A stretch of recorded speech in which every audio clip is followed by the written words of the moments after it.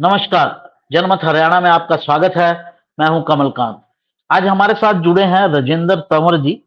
Rajendra Tanwar ji political activist हैं, हरियाणा की राजनीति पर गहरी नजर रखते हैं। इन्होंने एक पॉलिटिकल पार्टी भी फॉर्म की थी, हरियाणा लेबर पार्टी।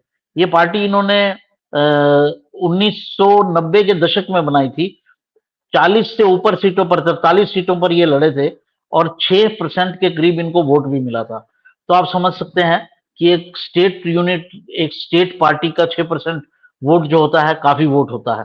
इनसे हम लोग चर्चा करेंगे आज हरियाणा में अभी 10 की जो 10 सीटें चल रही हैं और जो चुनाव हो रहे हैं उन पर इनका क्या आकलन है। तो तंवर जी, आपका बहुत बहुत स्वागत है जनमत हरियाणा में। नमस्कार सर। नमस्कार। तो सर ये बताइए कि आपका जो 10 सीटों पर आकलन है, एक एक सीट करके वो बताइए और उसके कारण बताइए कि आप क्या उस आकलन के, जो आपका आकलन है उसकी क्या वजह है। अंबाला से शुरू करते हैं सर। सर अंबाला में वरुण मुलाना जी कांग्रेस से और बंतो कटारिया जी बीजेपी से हैं। जी। 2014 और 2014 और 2019 में जब मोदी लहर थी, उस टाइम बंतो कटारिया के जो हस्बैंड थे रतनलाल जी कटारिया, वो दोनों बार यहाँ से जीते थे। और अंबाला का ये रुझान भी रहा है कि एक बार कांग्रेस और एक बार बीजेपी जीतती रही है हमेशा से ही। और इस बार जी। शायद वरुण अच्छे मार्जिन से वहां पर जीते। अच्छा, इसका कारण क्या है सर? बस अंबाला के लोगों का एक रुझान है कि कभी एक बारी जो ना वो बीजेपी और एक बारी कांग्रेस, दोनों को एक एक बार जिताते हैं। पहले भी हमेशा ऐसा ही होता रहा है।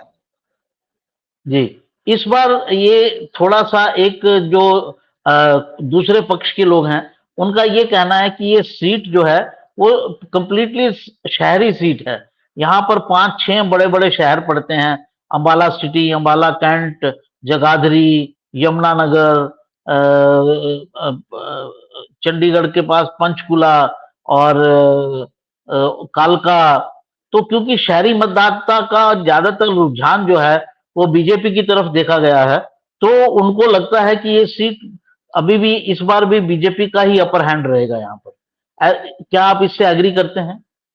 सर ऐसी कोई बात नहीं है। पहले भी जो ना कांग्रेस कई बार इस सीट को जीतती रही है और हरियाणा के लोगों का एक रुझान रहा है कि वो जिसको भी देती हैं वो कंप्लीट सीटें देती हैं। जैसे 2019 में 9 सीटें कांग्रेस लेके गई, 2014 में 10 की 10 सीटें बीजेपी लेके गई, 2019 में भी 10 की 10 सीटें बीजेपी लेके, क्योंकि उस टाइम मोदी लहर थी। इस बार कोई ऐसी लहर नहीं है और एंटी इनकम्बेंसी मोदी सरकार के खिलाफ बहुत ज्यादा है। अच्छा, कितना आपको हाँ, लगता है कि मोदी सरकार के खिलाफ एंटी इनकम्बेंसी है? एंटी इनकम्बेंसी है जी। लड़के बेरोजगार फिर रहे हैं, महंगाई इतनी हो रही है कि मिडिल क्लास के लोग भी आज तंग आए हुए हैं। और ओपीएस का मामला है, अग्निवीर का मामला है। लोगों के इतनी मतलब लोगों में इतना रोष है कि एक अंडर करंट, एंटी इनकम्बेंसी का अंडर करंट जो है ना हरियाणा में चल रहा है। जी।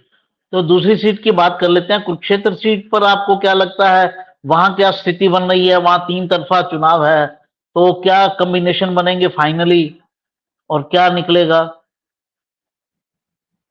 मुकाबला तो दोनों के बीच है जी, सुशील गुप्ता और नवीन जिंदल के बीच। जी। अभय जी अच्छे वोट लगे जाएंगे, लेकिन जीतने वाली पोजीशन में अभय जी नहीं है। जी।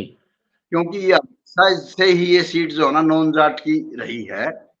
और जी। नवीन जिंदल जी यहाँ पर 2 बार एमपी रहे हैं, पहले भी उनके फादर भी यहाँ से एमपी रहे हैं। ओम प्रकाश जिंदल मेरे अच्छे ताल्लुकात थे ओम प्रकाश जी के साथ। और ये जी। लोग इन हर गांव में जी। इनके 20-30-40 आदमी हर गांव में हैं। ये लोगों की सहायता भी करते हैं, चाहे वो शादी का टाइम हो, चाहे वैसे भी स्कूल वगैरह खोलते हैं गांव में। और भी जितनी भी कल्याणकारी योजनाएं हैं वो गांव में चला रखी हैं। तो मुकाबला टफ जी। है जी। मैं कह नहीं सकता कि गुप्ता जी जीतेंगे या नवीन जी जीतेंगे। मुकाबला टफ है। तो मुकाबला टफ है, लेकिन इसमें हाँ, क्योंकि एक तीसरा पक्ष भी है, और वो तीसरा पक्ष जो है वो अभय चौटाला जी का है। वो आपको लगता है कितने वोट ले जाएंगे? आपका क्या आकलन है, कितने वोट ले जाएंगे? ये नवीन जिंदल के हक की बात है सर, क्योंकि जो जी जाट वोट है ना, जो अपने आप जी को किसान जाति कहती हैं या जाट वोट हैं, वो जी। इस बार बीजेपी के खिलाफ जाना था उसने, और जी वो वोट अगर बालाजी अगर ले गए खींच करके, तो नवीन जिंदल बड़ी आसानी से ये सीट निकाल लें। अच्छा, मैं आपसे ये जानना चाह रहा था कि अभय चौटाला लगभग कितने वोट ले जाएंगे, आपका जो आकलन है? 2.5 और 3 के बीच में। 2.5 और 3 के बीच में अभय चौटाला वोट ले जाएंगे? ले जाएंगे।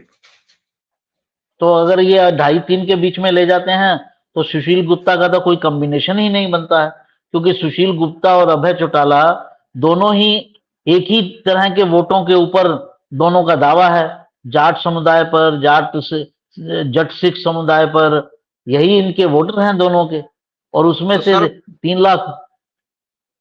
मैं इसीलिए तो कह रहा हूं सर, अगर अभय चौटाला अच्छे वोट लेके जाते हैं तो फिर नवीन जिंदल जी बड़े आराम से सीट निकाल लें। अच्छा ठीक है, चलिए तीसरी सीट पर चलते हैं, करनाल की सीट पर, जहां प्रदेश के पूर्व मुख्यमंत्री मनोहर लाल खट्टर चुनाव लड़ रहे हैं। कांग्रेस ने एक वीक उम्मीदवार को मैदान में उतारा है, दिव्यांशु बुद्धि राजा, और लेकिन अभय चौटाला ने यहाँ भी कॉम्बिनेशन बनाने की कोशिश की है मराठा वीरेंद्र वर्मा के साथ। तो वहां आपको क्या स्थिति नजर आ रही है? कहीं ना कहीं खट्टर साहब और हुड्डा साहब के बीच में कोई डील हुई है, अच्छा वरना इतना कमजोर कैंडिडेट वो करनाल से नहीं देते। अच्छा। यही सीट अगर वीरेंद्र मराठा को मिल जाती तो जी 100% मनोहर लाल जी खट्टर ये सीट हार जाती, अच्छा। क्योंकि अब क्या अब स्थिति, हाँ जी जी जी। खट्टर जी आराम से जीत जाएंगे। अच्छा ओके, तो क्योंकि बंटवारा हो जाएगा वोटों में, ऐसा लगता है आपको? डील हुई है जी, 100% हुड्डा की और खट्टर की डील हुई है, इसीलिए तो कमजोर कैंडिडेट दिया है ना, कैंडिडेट के पास और भी अच्छे अच्छे थे। इसमें एक शब्द होता है क्विड प्रो को, यानी जब लेन देन होता है तो दोनों तरफ से कुछ ना कुछ होता है। मैंने आपको 100 रुपए दिए तो 100 रुपए की एवज में आपने मेरे लिए कुछ किया। अगर आप कह रहे हैं कि दोनों में डील हुई है, तो भूपेंद्र हुड्डा ने अगर एक कमजोर कैंडिडेट उतारा तो खट्टर साहब ने बदले में क्या किया? जेल जाने से बच जाएंगे। अच्छा ओके, तो मतलब वो जो फंसे हुए हैं केसेस के अंदर, उस वजह हाँ, से उन्होंने ये डील किया, आपके अनुसार, आपका जो मत है इसमें? वो बच जाएंगे जेल जाने से। जी सर, ये आपका कैमरा थोड़ा सा हिल रहा है, कहीं आपने स्टेबल नहीं रखा हुआ क्या, किसी ने पकड़ा हुआ है क्या? हाँ, लड़के ने पकड़ रखा है सर। अच्छा, उससे कहिए थोड़ा सा कोशिश करे कम से कम हिले, नहीं तो आप रख देते तो ज्यादा अच्छा रहता, उसमें हिलता नहीं है। ठीक, जी सर। अब अगली सीट के ऊपर चलते हैं सर, सोनीपत सीट पर आपका क्या आकलन है? ये भी हुड्डा सोनी साहब की विरासती सीट मानी जाती है। सोनीपत सीट कांग्रेस निकाल लेगी सर, अच्छा क्योंकि वहां एट अबाउट 4.25 लाख के करीब जाट वोट हैं, अच्छा जी। जिनके कुंवर सिंह हुड्डा का काफी प्रभाव है। अच्छा और ये ब्राह्मण को इसीलिए सीट दी गई है, क्योंकि बदले में जो बीजेपी ने ब्राह्मण खड़ा कर रखा है, ये जी ब्राह्मण वोट दोबारा हो जाए और जाट वोट जो है ना वो भूपेंद्र हुड्डा के कहने से एक तरफा चले जाए। जी, तो मतलब जाट और ब्राह्मण का जो कॉम्बिनेशन होगा, जाट ब्राह्मण और चरमकार का जो कॉम्बिनेशन बनेगा, वो सफिशिएंट है कांग्रेस के लिए वो सीट निकालने के लिए? चलेंगे जी बड़े आराम से। अच्छा, पिछली बार यहाँ भूपेंद्र हुड्डा जो है वो लगभग 2.25 लाख वोटों से हारे थे। सर इस बार कम से कम भी 2 लाख वोटों से सतपाल ब्रह्मचारी जी जीतेंगे, क्योंकि अच्छा दलितों में भी एक मैसेज गया है कि अगर क्या? बीजेपी आई तो हमको खत्म कर देंगे। अच्छा और ठीक है। ओबीसी ठीक। पिछली बार 100% बीजेपी को गया था, इस बार जी उसमें भी बंटवारा है, 30% ओबीसी कांग्रेस के साथ जा रहा है। ठीक है। ओबीसी की नाराजगी का क्या कारण है? क्योंकि बीजेपी ने तो स्टेट का चीफ मिनिस्टर ही ओबीसी को बना दिया। सर सैनी तो कभी अपने आप को ओबीसी मानते ही नहीं। हमारे जो हरियाणा का जो कल्चर है जी। उसमें गुज्जर, यादव और सैनी ये अपने आप को बैकवर्ड मानते नहीं।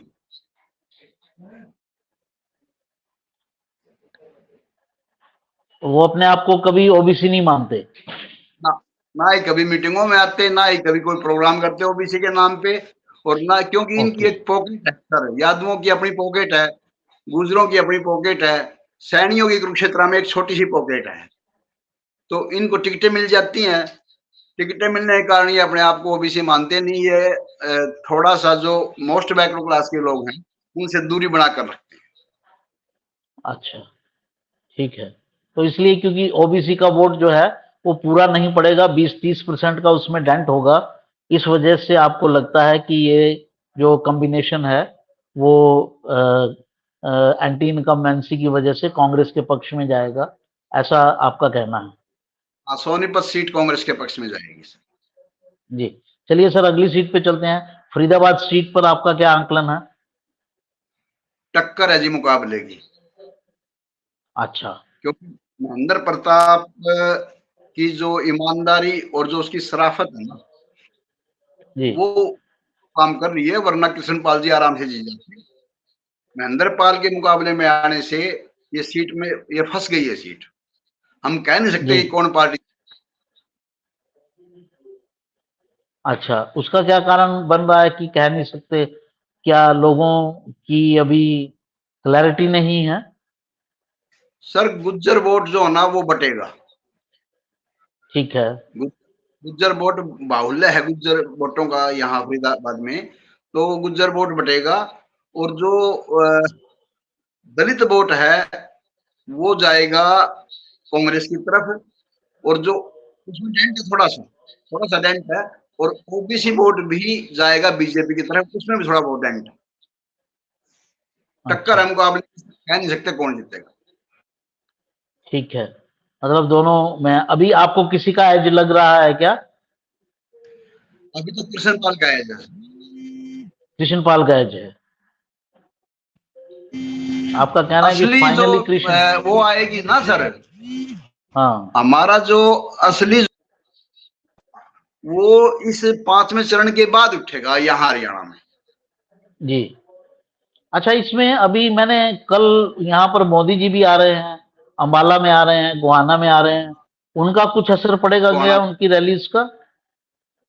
सर, मोदी का कोई इफेक्ट नहीं पड़ेगा मेरे हिसाब से हरियाणा में, क्योंकि हरियाणा के साथ जो विश्वासघात यहाँ किसानों के साथ, महिला पहलवानों के साथ, और जैसे हमारा ओबीसी का एक इन्होंने क्या किया सर, मैं आपको बताता हूँ कि अभी पीछे 61 सीटें निकाली थी एचसीएस की, जी।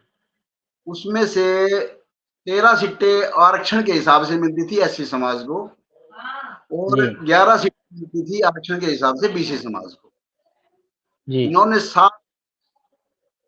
6 सीटें दे दी एससी को और 4 सीटें दे दी बीसी को। 7 एससी के खा गए और 7 खा गए बीसी की। उसके बाद जी। उसके 2 दिन के बाद क्या किया कि जितनी भी यूनिवर्सिटीज हैं उनमें असिस्टेंट प्रोफेसर और प्रोफेसर की जो पोस्टें हैं उसमें पूरा का पूरा आरक्षण बीसी का खत्म कर दिया। अच्छा, तो जो हमारा तबका है बीसी का वो एंटी जाएगा। ठीक है। ठीक है, अगली सीट की बात कर लेते हैं। गुड़गांव सीट पर आपका क्या आकलन है? गुड़गांव सीट वैसे तो ये राव इंद्रजीत यहाँ से 2-3 बार सांसद रह चुके हैं, लेकिन इस बार जी। राज बब्बर शायद मेरे हिसाब से, मैं अपनी वो कह रहा हूँ कि वो सीट नहीं काट देंगे। कारण है उसका सर, 5 क्या? लाख में वोट, 5 लाख में जी। वोट है, जी। और 4.5 पौने 5 के करीब राव वोट है, जी। यादव वोट, और जी। 3.25 लाख पंजाबी वोट हैं। जी। राज बब्बर, क्योंकि देखो जातीय समीकरण तो बिठाना पड़ता है, सारी पार्टियां बिठाती हैं। राज जी। बब्बर जो है पंजाबी है, और मेव एक तरफा राज बब्बर को जाएगी, जी। तो आसान नहीं है राव इंद्रजीत के लिए। राज बब्बर वो एज है, और शायद राज बब्बर ने सीट निकाले। जी। वैसे जो मैंने पता किया, पंजाबी इतना उसकी तरफ वो नहीं कर रहा है, उतना एकमुश्त नहीं जा रहा है, क्योंकि पंजाबी वोट का एक नेचर है कि वो पुराने समय का जनसंघी वोट उसी को कहते थे। बीजेपी जब खड़ी हुई तो सबसे पहला वोट उसका पंजाबी वोट ही होता था। तो बहुत ज़्यादा उस तरफ नहीं जाता है। खैर आपका अपना आकलन है।